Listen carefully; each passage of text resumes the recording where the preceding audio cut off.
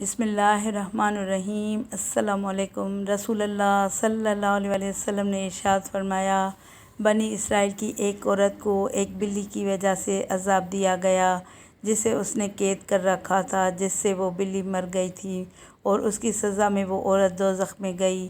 جب وہ عورت بلی کو باندھے ہوئے تھی تو اس نے اسے کھانے کے لیے کوئی چیز نہ دی، نہ پینے کے لیے، اور نہ اس نے بلی کو چھوڑا ہی کہ وہ زمین کے کیڑے مکوڑے ہی کھا لیتی۔ صلو علی الحبیب صلی اللہ تعالیٰ علی محمد صلی اللہ علیہ وسلم۔